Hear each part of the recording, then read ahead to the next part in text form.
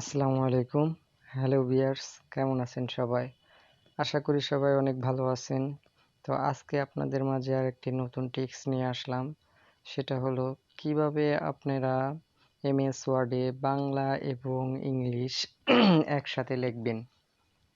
এটার মাধ্যমে আপনাদের কাজের গতি দ্বিগুণ হয়ে যাবে। তো চলেন শুরু করা যাক কিভাবে আমরা এটা সেট করব।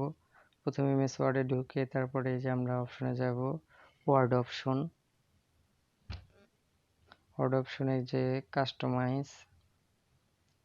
কাস্টমাইজে যাব। এরপর হচ্ছে আমরা কাস্টম থেকে কাস্টমাইজ। এখন আমরা ফন্ট সিলেক্ট করব এখান থেকে। তো এই যে ফন্টটা সিলেক্ট করলাম। তো এই সাইটে আমরা কোনটা সিলেক্ট করব, যেমন ইংলিশ লেখার জন্য আমরা টাইমস নিউ রোমানটা সিলেক্ট করতে পারি। তো আমরা টি বাটন যদি করি তো আসবে এই যে টাইম নিউ রোমান্স। তো এখানে আমার আগে সিলেক্ট করা ছিল, তারপরে আমি চেঞ্জ করব না, এটাই ধরেন করলাম। এখানে প্রেজেন্ট, হ্যাঁ, এখানে আমরা হচ্ছে কন্ট্রোল+1, আপনার যা ইচ্ছে সেটা দিবেন। তো কন্ট্রোল+1 দিলাম আমি। তারপরে ওটা ইংলিশ লেখার জন্য গেল। এখন আমরা বাংলা লেখার জন্য, তো বাংলা লেখার জন্য আমরা সাধারণত জানি যে সুতনীয় এম যে ফন্টটা ইউজ করতে হয়। তো আমরা এজ বাটন যদি চাপ দিয়ে দেখি সুতনীয় এম যে, এটা আমরা খুঁজতে থাকি। তো সুতনীয় এম যেটা, এই যে এখানে আমরা, তো এটা আমি শর্টকাট কিতে কিভাবে করব। তো এখানে আমরা কন্ট্রোল+2 দিলাম, ওটা 1 দিয়েছিলাম, এটা 2।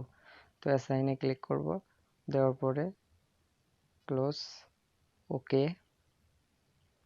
তো এখানে আমি যে এখন যদি শর্টকাট বাটন হিসাবে আমি এখন ক্লিক করব হচ্ছে কন্ট্রোল+1। দেখেন ওই যে কন্ট্রোল+1 করার পরে ফন্ট অটোমেটিক চেঞ্জ হয়ে গেছে। তো এখন লিখি, ধরেন ইংলিশ লিখলাম আমার সোনার বাংলা। তো এখন আমি আবার বাংলা, এটাই আমি আবার বাংলা লিখবো কন্ট্রোল+2। এই যে কন্ট্রোল+2 চাপ দেওয়ার পরে দেখেন ওখানে ফন্টে চেঞ্জ হয়ে গেছে, সুতনি এম যে অটোমেটিক চলে আসছে।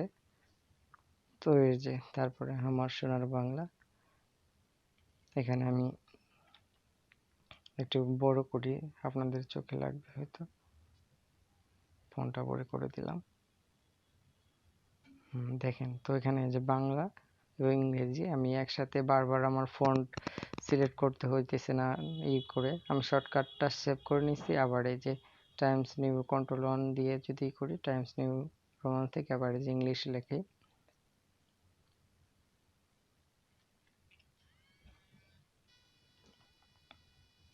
ইংলিশ হয়ে গেছে। এখন আবার বাংলা কন্ট্রোল+2 চাপ দিয়ে আবার আমি বাংলা ফন্ট আনছি, এখানে দেখেন বাংলায় লিখতেছে।